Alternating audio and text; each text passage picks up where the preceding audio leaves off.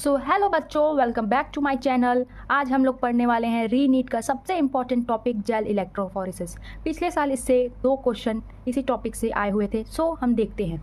Gel electrophoresis. Jail electrophoresis क्या है? Separation and isolation of gene of interest. मतलब gel electrophoresis means होता है सेपरेशन और isolation of gene of interest को आइसोलेट करना। प्रिंसिपल क्या है इसका देखते हैं। The fragment are separated on the basis of size और molecular weight through sieving effect as they pass through the agarose jail.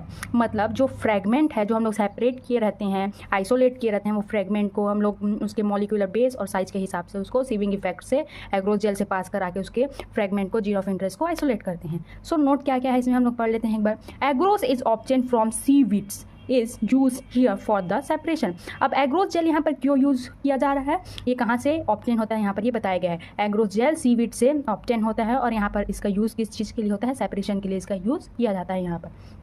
अब ये कैसे कहाँ पर फिल किया जाता है? तो ये एग्रोस जेल है वो 2 प्लेट के बीच में फिल किया जाता है, उसको सील किया जाता है लेफ्ट राइट बॉटम, और फ्रॉम टॉप एक कॉम लाइक स्ट्रक्चर होता है, उसको उसमें इंसर्ट किया जाता है टू क्रिएट वेल्स। अब जो ये कॉम का शेप इस टाइप का रहता है, तो जो ये इसका जो यहाँ पर का जो पोर्शन है वो घुसेगा उसमें, तो वेल लाइक स्ट्रक्चर क्रिएट होगा, तो उसी में सैंपल को लोडिंग किया जाता है। ये एक स्ट्रक्चर है जेल इलेक्ट्रोफोरेसिस का। इसी में ये जो वेल है, इसी में सैंपल को लोड किया जाता है, इसी में जो डीएनए का सैंपल है उसको लोड किया जाता है। ये सैंपल 1, ये 2, ये 3, यहाँ पर तीनों सैंपल लोड हुए हैं और ये वेल्स है। और ये जो ऊपर साइड रहता है उसको हम लोग कैथोड कहते हैं, टॉवर्ड वेल साइड। एंड जो एनोड, जो यहाँ पर जो स्मॉलर फ्रेगमेंट रहते हैं उस तरफ क्या रहता है? एनोड रहता है। और जो ये अनडाइजेस्ट फ्रेगमेंट है, मतलब ये लार्ज फ्रेगमेंट है, वेल्स की तरफ रहते हैं। और जो ये स्मॉल फ्रेगमेंट्स है वो बहुत फास्ट रन करते हैं, और जो ये लार्ज फ्रेगमेंट है वो बहुत स्लोली रन करते हैं। अब देखते हैं कि अतिरिक्त ज्ञान में क्या क्या है। तो अतिरिक्त ज्ञान में क्या है? How to know if the sample is running under electric current via gel. अब हम लोग ये कैसे जानेंगे कि जो सैंपल रन कर रहा है वो सही में रन कर रहा है कि नहीं? क्योंकि जो जेल रहता है वो भी ट्रांसपेरेंट होता है और जो सैंपल रन किया रहता है वो भी ऐसा ट्रांसपेरेंट रहता है। तो इसके लिए ट्रैकिंग डाई यूज़ किया जाता है, ब्रोमोफेनॉल ब्लू को यूज़ करते हैं। It runs ahead the sample that tell sample would be running to.